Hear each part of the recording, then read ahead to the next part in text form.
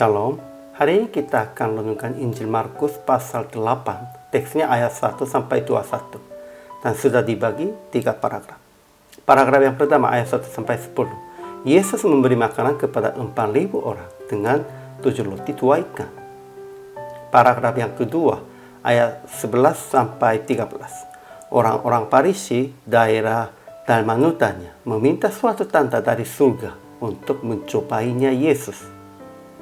Paragraf yang ketiga ayat 14-21, Yesus memberi ajaran akan berjaga-jaga dan awas terhadap lagi orang Farisi dan lagi Herodes.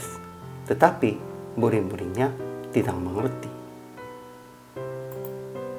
Kesimpulannya, Yesus memanggil murid-muridnya karena orang banyak bersama Yesus sudah 3 hari lamanya. Dan Yesus berkata, hatiku tergerak oleh belas kasihan kepada orang banyak ini.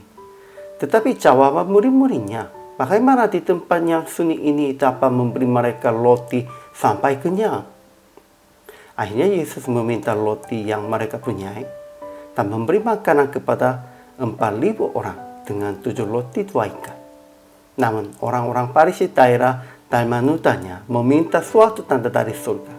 Jadi Yesus meninggalkan mereka dan mengawasi murid-muridnya akan berjaga-jaga terhadap lagi orang Farisi dan lagi Herodes. Tetapi murid-muridnya tidak mengerti. Ajaran tentang Allahnya. Pertama, Yesus belas kasihan kepada orang banyak dan memohon kepada murid-muridnya akan membawa roti yang mereka punyai dan memberi roti dan ikan kepada 4.000 orang. Yesus begitu berpuasa dan begitu belas kasihan orang-orangnya.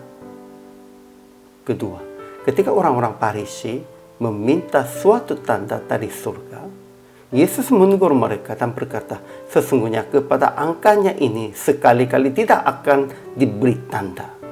Sebenarnya ada banyak tanda, hanya mereka tidak mengerti, sehingga Yesus tidak lagi akan memberi tanda di hadapan mereka sesuai dengan keinginan mereka.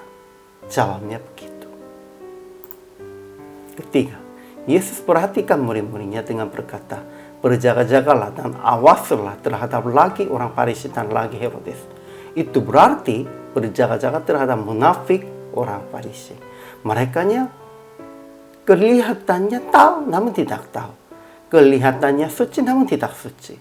Seperti itu, orang-orang muridnya tidak boleh mengikutinya jalan orang-orang Farisi. Ajaran tentang manusianya. Pertama, murid-murid Yesus masih belum mengerti hati Yesus dan yang belas kasihan kepada orang banyak. Jadi mereka tidak mencari solusi untuk memberi makanan kepada orang banyak. Dan ketika Yesus berkata tentang lagi orang Farisi dan lagi Herodes, juga mereka berkata, itu dikatakannya karena kita tidak mempunyai roti. Artinya mereka tidak mengerti.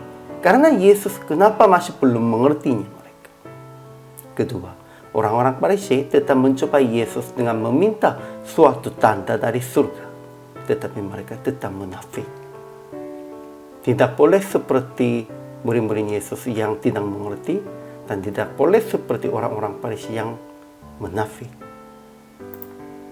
Sehingga aplikasi hari ini. Pertama, belas kasihani orang-orang lapar, orang-orang haus, dan mereka perlu pertolongan. Dan memberi keperluan mereka dengan kekuatan secukupnya. Kedua, usaha akan mengerti dan memahami rencana Yesus dan ajarannya dalam doa dan renungan.